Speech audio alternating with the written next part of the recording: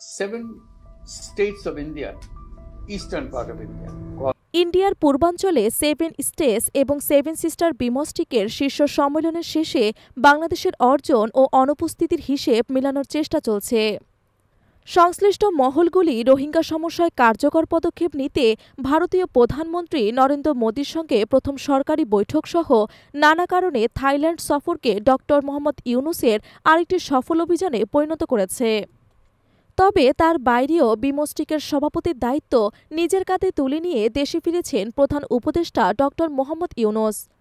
বিমস্টেকের সদর দপ্তরে অবস্থানরত বাংলাদেশ ২৫ বছর পর সভাপতিত্ব পেল এবং কেন এবার ড.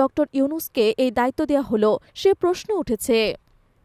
বঙ্গোপসাগর ঘিরে অবস্থিত দেশগুলোর মধ্যে বাংলাদেশ কেন কেন্দ্রীয় অবস্থানে রয়েছে সে ব্যাপারে বিস্তারিত আলোচনা হচ্ছে।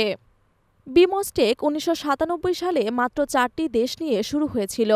এখন ৭টি সদস্য দেশ নিয়ে সংগঠনটি অর্থনৈতিক এবং প্রযুক্তিগত সহযোগিতার মাধ্যমে দেশগুলোর উন্নতি সাধনের লক্ষ্যে কাজ করে।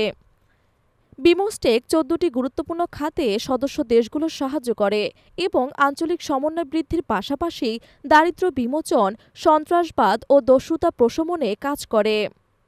বাংলাদেশ বিমস্টেক প্রতিষ্ঠায় বড় ভূমিকা পালন করেছে এবং ভূগোলগতভাবে দক্ষিণ এশিয়া ও দক্ষিণ পূর্ব এশিয়ার মধ্যে একটি কার্যকর সংযোগস্থল হিসেবে ঢাকার গুরুত্ব রয়েছে। ২০০৫ সালে সদস্য দেশগুলোর সম্মতিতে সিদ্ধান্ত নেওয়া হয় যে বিমস্টেকের স্থায়ী সচিবালয় ঢাকা শহরে হবে। ২০১৪ সালে ১৩ সেপ্টেম্বর ঢাকার গুলশানে বিমস্টেক সচিবালয়ের আনুষ্ঠানিক উদ্বোধন হয়। সদস্য দেশগুলো প্রতি ২ বছরে একটি দেশকে সভাপতি নির্বাচিত করে। এবছর বাংলাদেশ এই দায়িত্ব পেয়েছে। ৪ এপ্রিল বিকেলে ব্যাংককে অনুষ্ঠিত ষষ্ঠ বিমস্টেক শীর্ষ সম্মেলনে ড.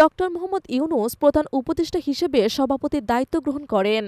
বিমস্টেকের সভাপতি নির্বাচিত পদ্ধতি একেবারেই আলাদা।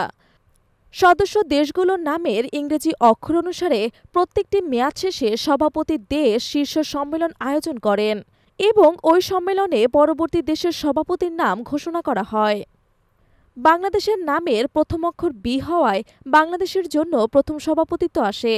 পরবর্তী সময়ে অন্যান্য দেশগুলো পর্যায়ক্রমে এই দায়িত্ব পালন করে, যা শেষে আবার বাংলাদেশের কাছে ফিরে আসে। ড. ইউনূসের সভাপতিত্বে বিমস্টেকের প্রতি সদস্য দেশগুলোর আস্থা বেড়েছে।